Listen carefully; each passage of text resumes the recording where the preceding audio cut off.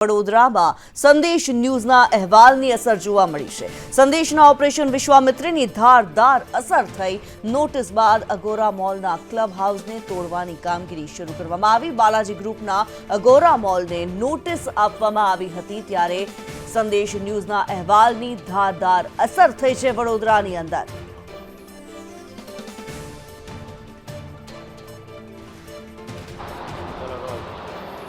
દબાણ નંબર 7 અને છે અગોરા મોલનું દબાણ અને આખરે પાલિકાએ જે નોટિસ આપી ત્યારે અગોરા મોલનું તંત્ર પણ દોડતું થયું છે અને જે શ્રી બાલા ગ્રુપ લખેલી જે પહેલી ઓફિસ અહીંયા બનાવવામાં આવી જેને ક્લબ હાઉસ કહેવાય છે ત્યાંથી હવે સરસામાન હટાવવાની શરૂઆત કરી દેવાઈ છે। ટ્રેક્ટરમાં સામાન અન્ય સ્થળે ખસેડવામાં આવી રહ્યો છે। જે આગળનું બાંધકામ છે ત્યાં ખસેડવામાં આવી રહ્યું છે। એટલે કે ક્લબ હાઉસ બન્યું ત્યારથી જે વિવાદમાં હતું આખું અગોરા મોલ વિવાદમાં હતું પરંતુ આખરે 30-40% જે જમીન છે તેને કપાત કરીને બાકીનું જે બાંધકામ કાયદેસર કરવા જેવી આ વાત છે અને તેને લઈને હવે ક્લબ હાઉસ જેટલી નાની જગ્યા તોડીને આ અગોરા મોલનો જે વિવાદ છે તે ક્યાંક શમી જાય તે પ્રકારની કાર્યવાહી થઈ હોય તેવું હાલ વિપક્ષ અને વિશ્વામિત્રી બચાવ સમિતિ કહી રહ્યા છે। ત્યારે આ દબાણ તોડવાની શરૂઆત તો થઈ ચૂકી છે પરંતુ હજુ પણ 7 થી 8 સ્થળો એવા છે કે જ્યાં હજુ પણ દબાણ તોડવાના નામે શૂન્ય જોવા મળે છે।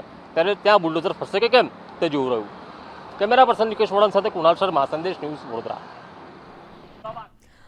ત્યારે ઓપરેશન વિશ્વામિત્રી કે જે સંદેશ ન્યૂઝ દ્વારા ચલાવવામાં આવ્યું હતું તેની ધારદાર અસર અત્યારે વડોદરામાં જોવા મળી છે। વડોદરાની અંદર જે બાલાજી અગોરા મોલનું ક્લબ હાઉસ છે આ ક્લબ હાઉસ પાસેથી દબાણ હટાવવાની કામગીરી શરૂ કરવામાં આવી છે। ક્લબ હાઉસને તોડવાની કામગીરી શરૂ કરી દેવામાં આવી છે।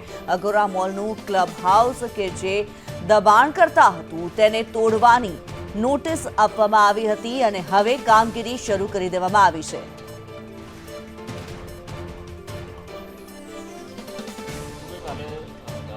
કેવું રોકડિયા હોય કે મ્યુનિસિપલ કમિશનર, સ્ટેન્ડિંગ ચેરમેન એવી વાતો તેઓએ કરી કે હવે તો સર્વે થઈ ગયો છે, 13 જગ્યાએ નોટિસ આપી છે, 3 દિવસનો ટાઈમ આપ્યો છે ને એ લોકો નહીં તોડે તો બુલડોઝર ફરશે તેના ઉપર।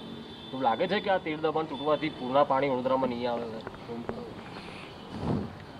આ વડોદરા શહેરના નગરજનોને ઊંધા ચશ્મા પહેરાઈ રહ્યા છે।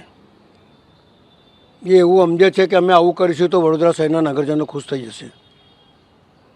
સવાલ જેમના પરિવારને દુઃખ સહન કર્યું છે,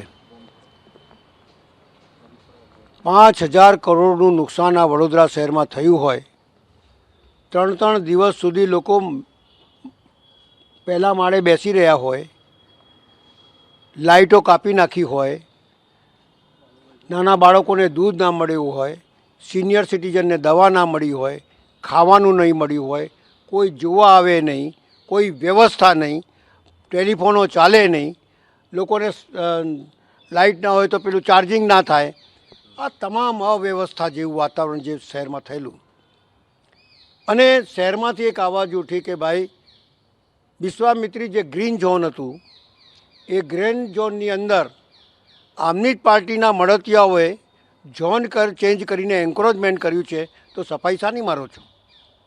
સૌથી પહેલાં ગ્રીન ઝોનની અંદર એ 1માં રેસિડેન્ટ ઝોન કર્યું છે, ત્યાં બનાવ્યું છે, એને પહેલાં એનો નિકાલ કરો। કારણ કે બેમાની તો એ લોકોએ કરી છે।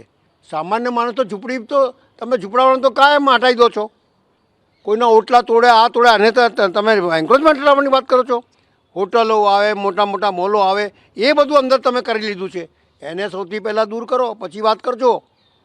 તમે આટલા મોટા બાલાજી એટલે પેલું અગોરા મોલ એને આખા નદીના પડથી લઈને ઠેઠ 3 માળ સુધીનો અથવા 2 માળ સુધીનો પુરાણ કરી દીધું છે। શરૂઆતથી અમે વિરોધ કરતા હતા, દિવાલો તોડવાની વાત કરેલી સભામાંથી અને દિવાલ તૂટી નહીં, બહુ બોલ્યા, નીચે બેસ્યા પણ કંઈ થયું નહીં। આજે બી તમે એવું કહો છો કે અમે અગોરા મોલનું આ તોડી નાખીશું, પેલો ભાઈ અગોરા મોલ જ ગેરકાયદેસર તો પૂરું તોડો ને યાર, ડિસ્કસ આની કરો છો? કેમ ગરીબો પર બુલડોઝર ચલાવવાની વાત કરો છો? જેટલા લોકોની ઝોન ચેન્જ કર્યા છે એમાં કોઈમાં લખ્યું છે કે ભાઈ આ તો સ્વિમિંગ પુલ બનાવવાનું, અહીંયા ગાર્ડન બનાવવાનું, કોઈમાં કશું લખ્યું છે તો સ્વિમિંગ પુલ બનાવ્યું તો ઘર કેવી રીતે બની ગયું ભાઈ? તમારી સરકારમાં તમારા ચૂંટાયેલા પ્રતિનિધિ અથવા તમારા અધિકારીઓ જે લોકોએ આ કાંડ કર્યું છે અને જેના લીધે આખા વડોદરા શહેરને પારાવાર નુકસાન થયું છે, નોટ ઇવન તો તમારે એક નદીના પટ ઉપર આ બાજુ રૂપારેલ કાંસપર ઉપર જોઈ લો અથવા હાઈવેની આ બાજુ જોઈ લો, બધાને એક એક માળ પાણી હતું. આવી પૂરની પરિસ્થિતિ તો કોઈ નહીં થઈ. સરકાર સર્જિત પૂર છે આને કહેવાય, જેને કોઈ વ્યવસ્થા ના કરી. એટલે મારો કહેવાનો ભાવાર્થ એ છે કે સામાન્ય માણસને તમે બતાડી, હું બોલતો ને કે લખોટી બતા કે લખોટા છોડા રહ્યો તુમ લોગ. તમે જે ગેરકાયદેસર છે, ખરેખર ગેરકાયદેસર કયા છે, જે લોકોએ ઝોન ચેન્જ કરાવી અને બિલ્ડિંગો બાંધી છે એ ખરેખર ગેરકાયદેસર છે. અને પછી બીજી એની વાત કરું, એ રસ્તામાં જેટલા આવતા હોય, જેટલા, મારું તમારું કંઈ નહીં, જેટલા આવતા હોય નદીનું પટ માપો, એનાથી 30 મીટરનું માપો અને પહેલાંનું બાંધકામ હોય તો 9 મીટર માપો.